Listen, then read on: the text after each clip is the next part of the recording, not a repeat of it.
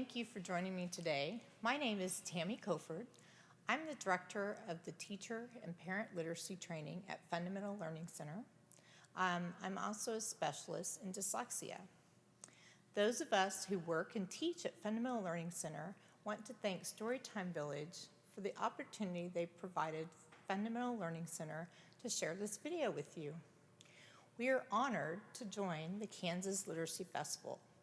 I am also excited to be the presenter because this is my favorite part of the job. Having the opportunity to share what we know about the importance of reading aloud to young children, but also how we should read aloud.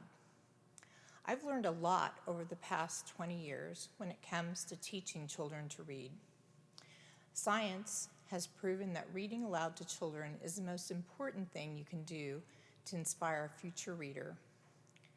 I hope you signed up and received a kit from Fundamental Learning Center. The materials in the kit and the book, Hush, will allow you to follow along with this presentation. If you haven't received your materials, you're welcome to continue the session or stop the session, wait for your materials, and join me again. I'm here to help you. Very quickly, a little bit about me. I'm dyslexic. I have 3 children who are dyslexic, which is a little hint. Dyslexia is hereditary. So I'm very aware and understand the challenges of raising and teaching a child who has severe issues learning to read, write, and spell. You know you can reach me at info@funlearn.org with questions you have related to dyslexia. Fundamental Learning Center can help you whether you are a parent, an early childhood educator, or you are a teacher. You are in the front line for reading success. Children must learn to appreciate the importance of reading, but more than that, the importance of reading to learn. My goal today is to provide you with a format, a theory, and structure to help you provide your child or children with a scientifically proven method related to how to read aloud to a child.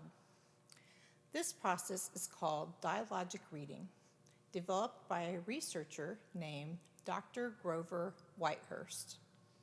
The idea is pretty basic.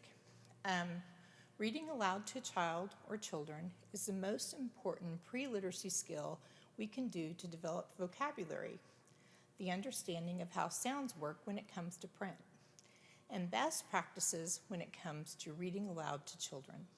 I want to share with you the basic information you need to know and share with others about Fundamental Learning Center. At FLC, we are specialists. Everyone on our staff who answers calls, assesses children, counsels parents or educators, instructs teachers or children are dyslexia specialists. For 20 or more years, we have been in the Wichita community serving the needs of children who struggle to learn to read, especially those with dyslexia. Our services start with a parent who is worried about their child. We offer screening. This is where the identification and clarification starts. Services then split between what the adult needs to know to help the child and the services Fundamental Learning Center can provide children. Please visit our website for opportunities for your child, a parent, or an educator. We're here to help you. For the past 20 years, it's been important to us to be rooted in the science of teaching children how to read and to provide all who seek our services the state-of-the-art knowledge and instruction. Our courses are nationally accredited for teacher training. Everyone who works on the teacher's training side of our organization is highly qualified, which means they have years of training and practice. We also offer one of the only teaching laboratory schools in the nation where teachers and parents can observe, practice, and experience a healthy educational approach for children with dyslexia that develops literacy skills in young children while we celebrate their areas of strength, which we call superpowers. We are dyslexia specialists. Our vision is all children reading, all children succeeding. All of our programs, courses, and workshops will leave you hopeful, inspired, and ready to have fun while you're teaching all children to learn to read. This presentation is one of my favorite topics as it deals with best practices when it comes to reading a book to a child. The practice is called Dialogic reading. Let's begin. We are raising children in a nation that is in the grip of a reading crisis. Reading scores across the nation are indicating a reading crisis in the U.S., and this includes the children in Kansas. Reading assessments have been given randomly to fourth grade children in every state every other year since 1998. This reveals and continues to reveal the reading failure in the U.S. and in Kansas. Many times we think the national statistics don't apply to our local areas because we don't hear about reading failure and its effect in Wichita and the surrounding communities in Kansas. Yet, as we train teachers at our center, most teachers will tell us that they realize about half of their class by fourth grade are not reading close to grade level. Furthermore, many fourth grade teachers tell us their job is not to teach children how to read because the acquisition of content depends upon the child knowing how to read by fourth grade. I just spent time speaking with a frustrated middle school language arts teacher about this reading crisis, which has now led to a writing crisis and a dislike for language arts in general. She's speaking to us about training so she can help elementary school children before they get to that point. Her hands are tied to help middle schoolers. This is frustrating to fourth grade teachers because by fourth grade, children have experienced failure that is beyond repair. And it's too late for most children by then, especially those who are growing up in homes where English is a second language, or their families live in low-income households and can't get access to important literacy services or the identification of dyslexia for their child or children. We know from research that all of you as early childhood educators or parents are responsible for developing literacy skills for preschool-age children. So you are the key to change these statistics. But there is hope and there is a future for our kids. The research into reading documented by the National Institute of Child Health and Development has now placed pressure directly on the shoulders of preschool teachers and parents. This said, we know many of you don't know what you can do. I'm here to share what we have been teaching and practicing at FLC. Those of you who are working with children ages 3 to 5 need to know children don't have to wait to develop a love for reading. We now have a roadmap for success which comes out of a compilation of research gathered for a study called Preventing Reading Difficulties in Young Children. Today, I will present many findings from the research to help you understand the kinds of meaningful things to teach children to help develop future skills which will lead to reading success. So let's begin with the research. The best way to do any research is to begin with children at a very young age. Watch them, assess their skills, and continue to watch them as they mature. Many of the studies of children initiated in 1965 are still following participants today. This has allowed researchers to gain information related to the early behavior warning signs children manifest at 3 and 5 years of age. The findings from this research are important for you to know. These are the research experts who provide the roadmap for all of us. Proper instruction begins with understanding those kids who are most at risk to fail to learn to read. This list provides the scientific reasons to that question. Why aren't children learning to read in the U.S.? Many at-risk indicators have been identified. Some of those are children who live in low-income communities, those who have limited English proficiency, those who are slated to attend chronically low-achieving elementary schools, children who suffer from cognitive, hearing, and early language difficulties, and children who live with parents who have a history of reading problems. Many of these kids lack exposure to the sounds and language and letter knowledge as well as purposes of reading. Despite the list of challenges, science has proven there is a solution. And the solution is you must read to your child or children every day and know how to dialogically read aloud from the time that your children are 2 years of age. Daunting, I know, but again, as a parent, daycare provider, or preschool teacher, with the proper instruction, you can do a great deal to provide early skill development experiences when you know how to explore a book dialogically with the child. This single instructional technique can change a child's life, and it's fun. So let's begin. There's no better way to develop these skills in young children than educating adults to understand the importance of these skills. So these skills can be practiced as a book is read to a young child or children. So let's look at some of these skills. Establishing the roots.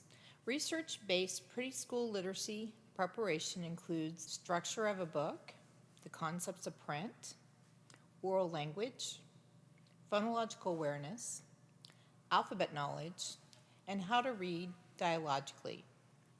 The basic structure of a book or concepts of print. We're going to talk about the front of the book, the back of the book, the title of the book. The title of the book I chose today is Hush, a Thai Lullaby. The author of the book, the author of this book is Ming Fong Ho, and the illustrator is Holly Mead. But you're also going to talk about what the author does, what the illustrator does. You're going to talk about how we read a book. We start at the front of the book and we read it going left to right. Another thing that you want to include in preparing kids to read is oral language. The ability to produce and understand spoken language, which includes vocabulary knowledge.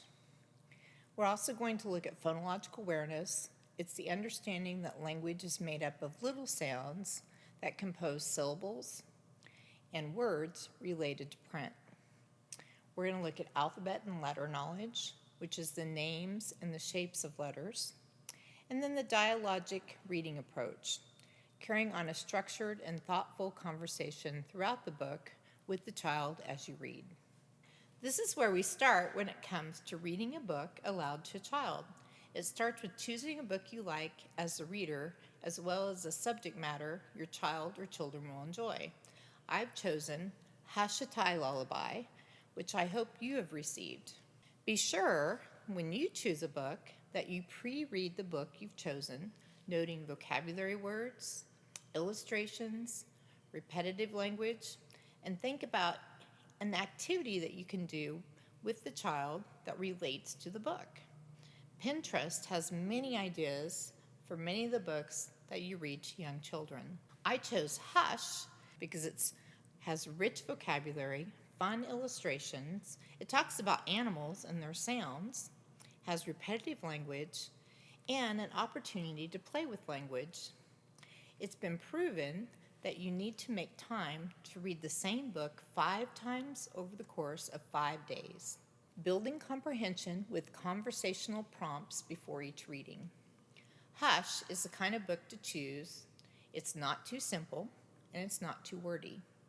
I know many of you have experienced rereading a book to a 3 or 4-year-old over and over again.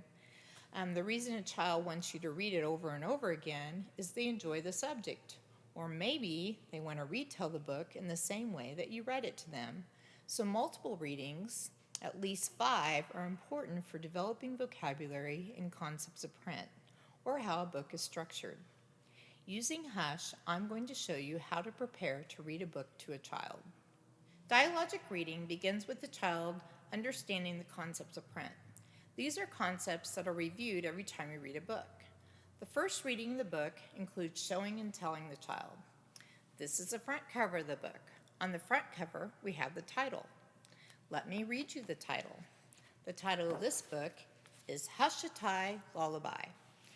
And if we look at the title, then there's spaces in between the words. So if you look at this title, we're going to count how many words are in the title. We have 1, 2, 3, 4. So there's 4 words in Hushatai Lullaby. The other thing you want to point out when you're reading a book to children is you want to point out the author. The author of this book is Min Fung Ho. And Min Fung Ho is the one who wrote the book. So the author is a person who writes the book. And then you have the illustrator. The illustrator is the person who draws or paints the pictures. And the illustrator of our book is Holly Mead. So you want to make sure that you talk about the author and the illustrator every time you pick up the book, so your children get those concepts down, author and illustrator. The other thing you want to point out is the dedication page. The dedication page is who the author dedicated the book to. And usually the author will dedicate a book to someone very special in their life. It could be a family member or a friend.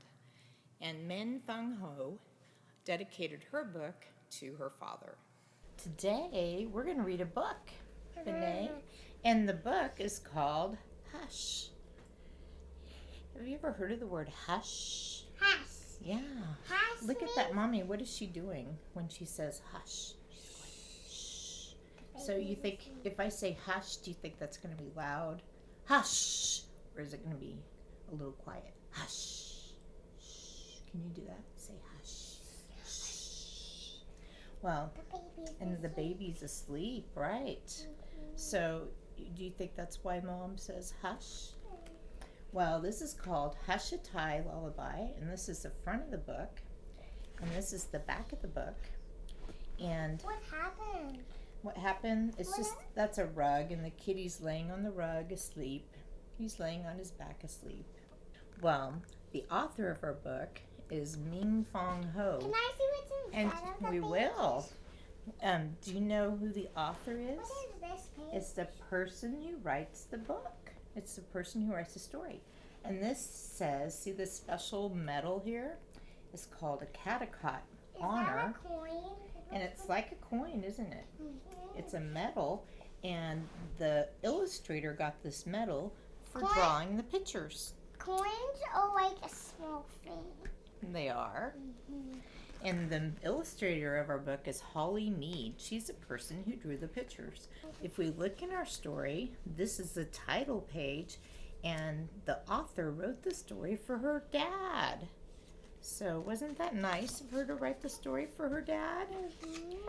I love this book because for the second reading of the book, I would review the title, the author, and the illustrator, the front of the book and the back of the book, and I would turn to the back cover and talk about how it's different. If you look at the back of this book, how is it different than the front? Well, for one thing, it doesn't have a title. It does have the name of the author and the illustrator, and if I started on this side of the book, then I would be going the wrong direction to read my book. So we want to make sure that our children understand the front of the book and the back of the book. That way, when they pick up a book, they understand where to start. The third time, I would turn to the first page of the story and share, you know what? I've learned how to read. And to read, I had to learn to start on the page and learn where to go next. So when I open my book, I know I'm going to move from left to right. I'm also going to start at the top of the page and move down. So I can tell where I'm going to start at the very top because the first word on the first word on the page starts with a capital letter. And then it ends in some type of punctuation. So as you begin to read the book to your kids, like the fourth and the fifth time, you can begin to point out things like the capital. You can begin to point out things like punctuation marks and how punctuation marks signal you to read the sentence a little bit differently. Maybe if I have an exclamation mark, then I'm going to read with some expression.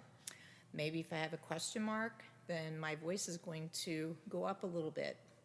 If I have a period at the end of a sentence, my voice is going to remain the same. It's going to remain constant.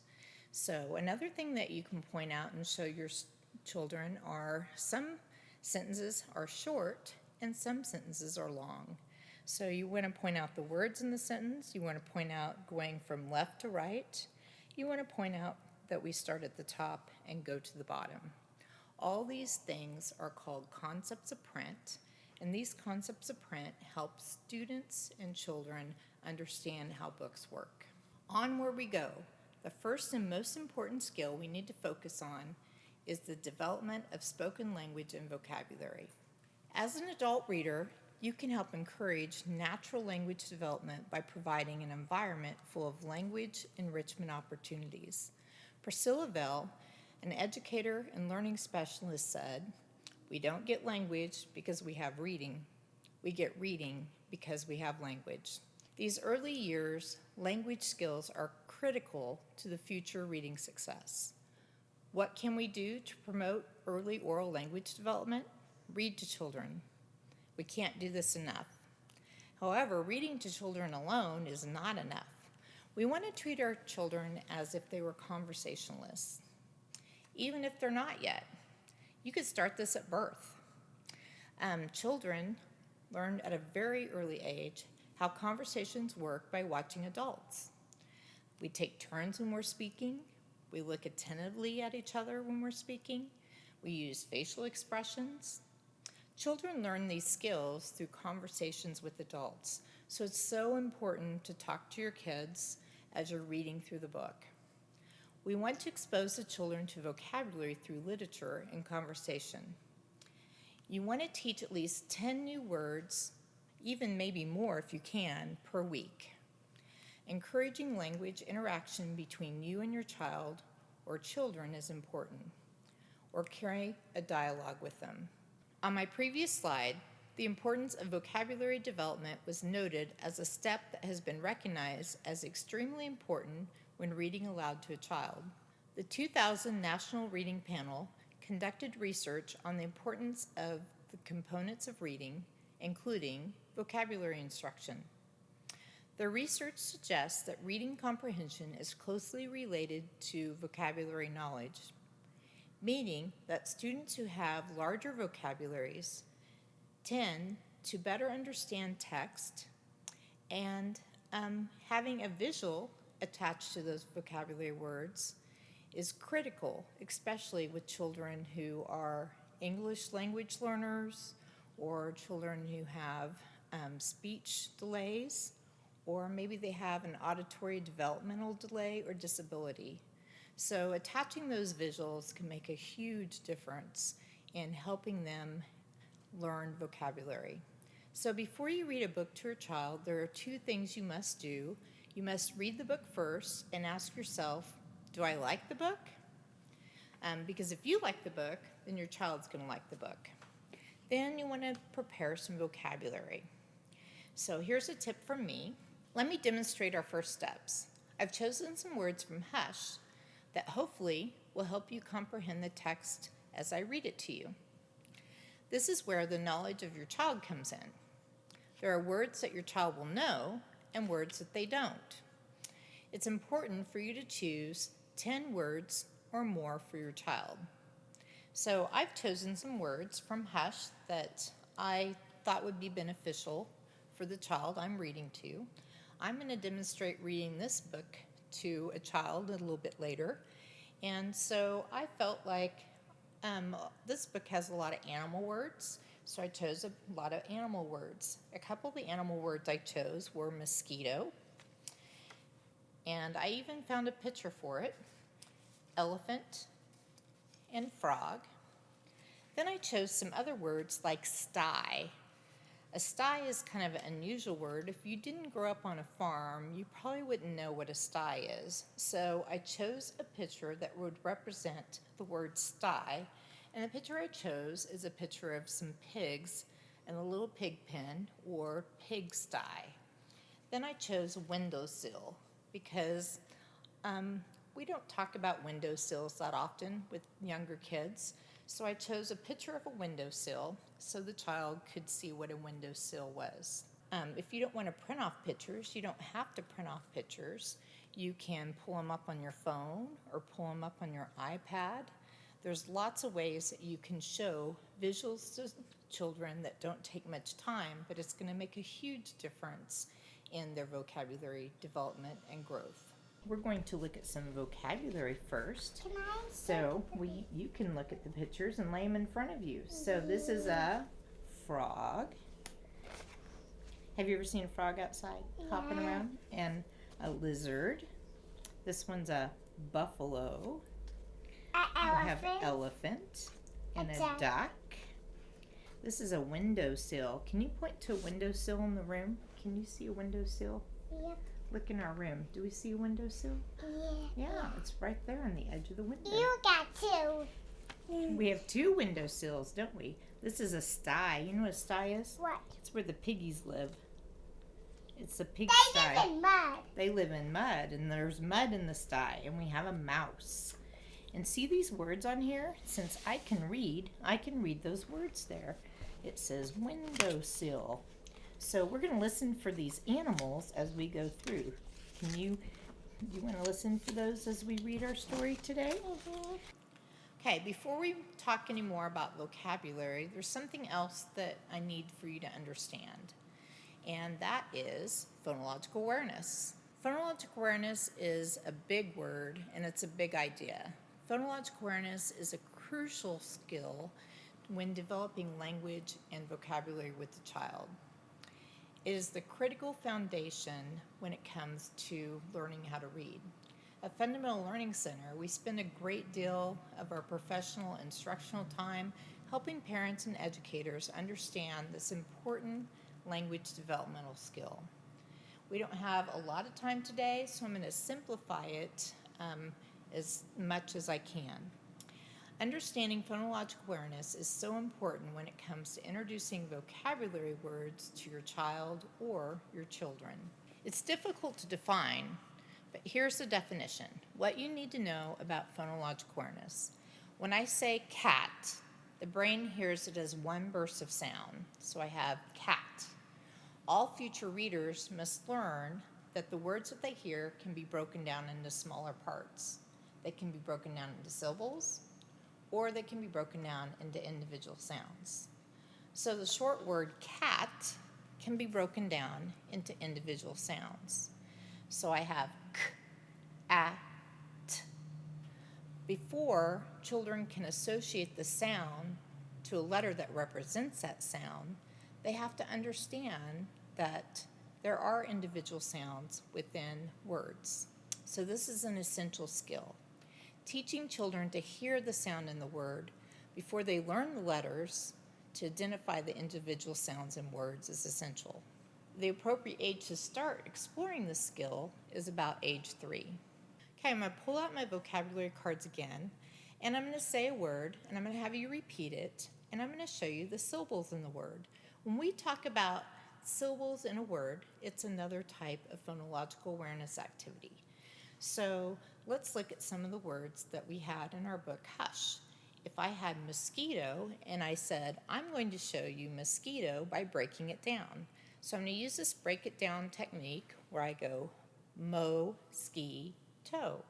So if I say mosquito, then it looks like I have a pretty long word when I break it down. If I showed you the card mosquito and the word on the card, if I showed that to my child, then they could see that mosquito is a long word. Where if I show them the word sty and I break sty down, I have sty. Sty is a short word. And if they look at the word on my card, then they can see sty looks short. It looks much shorter than mosquito. Well, let's try another word. Let's try breaking down the word monkey. Ready? Monkey. Monkey looks like a long word, and I can show them on the card. It looks long. Let's try frog. Frog. Frog is a short word. It looks short when I break it down. And then when I compare monkey to frog, monkey looks longer than frog.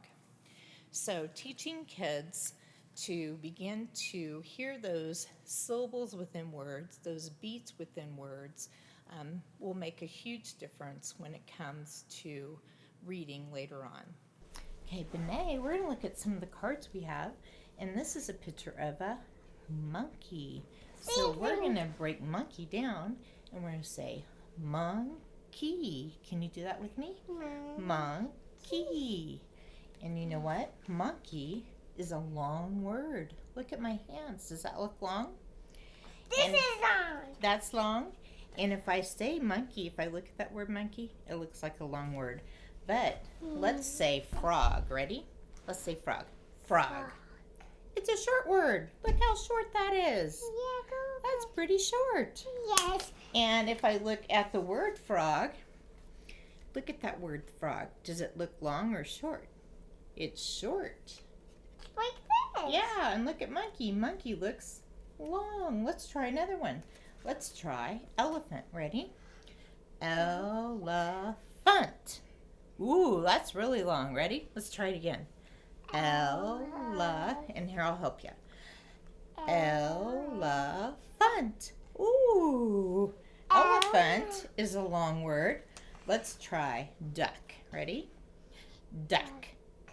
So we'll just go duck. Is duck long or short? Short. It's short.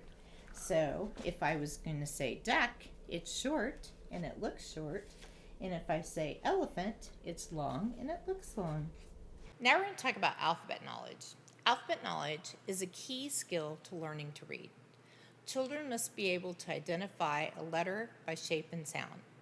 In your kit, you receive a set of blue capital letters and a yellow alphabet mat. For children to begin to connect the letters to their sound or sounds, they have to understand that this individual letter shape also connects to the 45 sounds in the English language. We start with all capital letters because the letter shapes can't be reversed, like B and D and P and Q. Oftentimes, those letters are easily reversed, but they can't be reversed when they're capitalized. We encourage everyone to practice organizing the alphabet with the child every day. So you're going to start here with A, and then you're going to place the letter A out, and then you're going to move from A to Z in sequence. So you want to start with a few letters each day. So let me show you how we can help anyone who struggles to read to understand letter shapes. At Fundamental Learning Center, we use 3D capital letters, all the same color, to build alphabet skills. There's a reason for all the same color. It prevents children from memorizing the colors. Also, starting out with the 3D capital letters helps with the directionality or reversal of those letters I was talking about, the B, D, P, and Q. We build this skill a few letters at a time, always working from the beginning of the alphabet, starting with A, and we guide the student to find the letter A. As you're guiding the student to find the letter A, you want to talk about the letter A and say, hey, that letter A has all straight sides. Let's look at the letter B. The B has a straight side and it has some curves. Let's look at C. C is curved. Let's look at D. D has a straight side and curved. So we want to guide our students to place the blue letters of the alphabet in order on the mat. Now your child may not be able to place all the letters in order on the mat to begin with, so you can just start out with a few letters and slowly add on as your child's successful putting them on the mat. After you put them on the mat, you want to touch and name the letters like A, B, C, D, E, F, G, H, I, J, K. You want to refrain from singing the alphabet because when you sing the alphabet, then LMNOP becomes one letter. And your child's actually looking for, well, what letter is the LMNOP? And so if you're just saying them, you keep them from saying LMNOP is one letter. The other thing is you keep them from saying X, Y, and Z. They're going to be looking for the AND letter, and there is no AND letter. So you just have X, Y, Z. So you'll go through and say them, touch and name the letters. Dialogic reading. This brings all of our session topics together.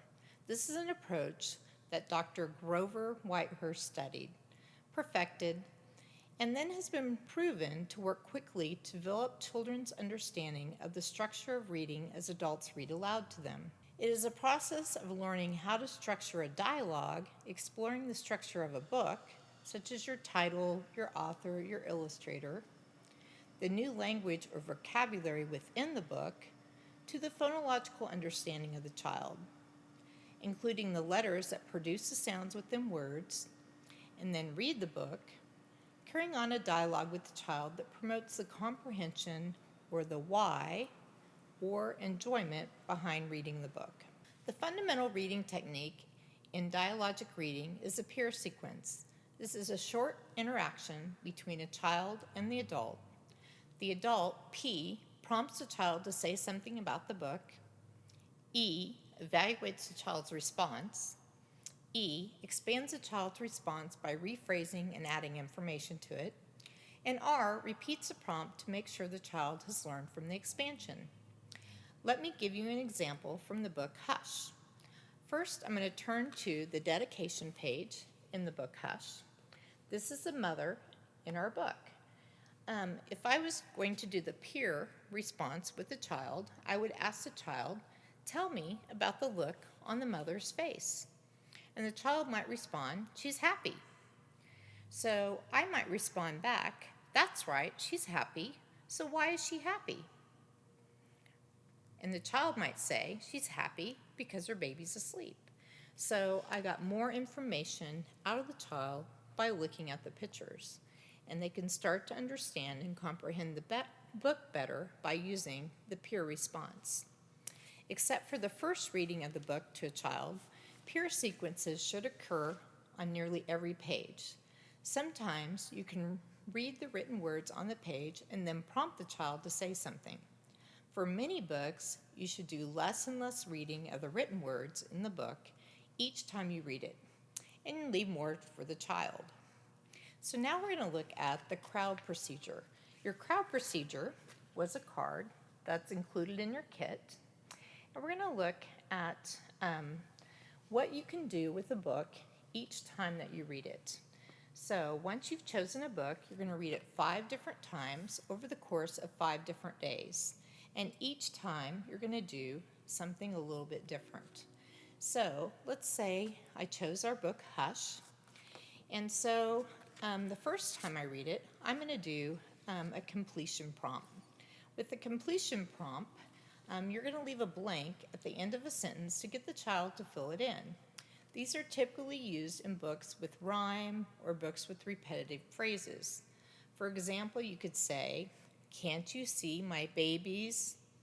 And let the child fill in, can't you see my babies sleeping? Completion prompts provide children with information about the structure of language that's critical to later reading. There's the elephant. Elephant, elephant, don't come shrieking. Can't you see that baby's Sleeping. and baby's sleeping? Okay. Elephant, elephant, don't you cry. My baby's sleeping. Right nearby. Yeah, the baby's sleeping right nearby. Is the baby sleeping this time? Yeah. At least he's in bed. Another prompt in the crowd procedure is called the recall prompt. With the recall prompt, there are questions about what happened in a book a child has already read. The recall prompts work for nearly everything except alphabet books. For example, you might say, can you tell me what happened when the mom in the story heard an animal making a sound? Recall prompts help children in understanding the story plot and in describing the sequence of events. Recall prompts can be used not only at the end of a book, but also at the beginning of a book when a child has been read the book more than once. What's the baby doing when mom is talking to the duck? He's hiding. He's hiding. He doesn't want his mom to see him getting out of bed, does he? No. The next prompt is open-ended prompts. These prompts focus on the pictures of the book. They work best for books that have rich, detailed illustrations. For example, while looking at a page in a book that a child's familiar with, you might say, Can you find the picture of the baby in the book? What's happening? Do you see the baby sleeping? Open-ended prompts help children increase their expressive fluency and attend to detail of the story. Is everyone asleep? Do you think everyone's asleep? Yeah. Let's look and see who's asleep in our picture. Is the frog asleep? Mhm. And the ducks? And the monkey's asleep? Everyone's asleep. Uh-oh. Who else is asleep? The mom. The mom. Where's she asleep at? She's asleep in the Window. The next kind of prompts are the WH prompts. These prompts usually begin with what, where, when, why, or how questions. Like open-ended prompts, the WH prompts focus on the pictures of the book. For example, you might say, what's a sty? What's another way you could describe a sty? WH questions teach children new vocabulary. The last part of the crowd procedure is distancing prompts. These questions ask children to relate the pictures or words in the book that they're reading to experiences outside the book. For example, while looking at a book with a picture of animals in Hush, you might say something like, remember when we went to the zoo? Which of these animals did we see there? Distancing prompts help children form a bridge between books and the real world, as well as helping with verbal fluency, conversational skills, and narrative skills. Distancing prompts and recall prompts are more difficult for children than completion, open-ended, or WH prompts. Frequent use of distancing and recall prompts should be limited to 4 or 5-year-olds. Virtually all children's books are appropriate for dialogic reading. The best books have rich, detailed pictures or are interesting to your child. Always follow your child's interest when sharing a book with your child. Have you seen an elephant at the zoo? Of course, elephants live at the zoo. Oh, what sound does the elephant make? Oh yeah, they're loud, aren't they? Yeah. They're loud. Have you seen a monkey at the zoo? Of course, monkeys live at the zoo. What do monkeys like to do at the zoo? What do they like to do? They like to swing all over. I'm so glad you joined me, and I hope this session has provided new insight to the importance of reading aloud every day to your young child and has inspired you to read to young children using Dr. Whitehurst's Dialogic reading approach. Please follow us on social media so you can let us know how reading aloud to your child is going, and I hope you have a lot of fun.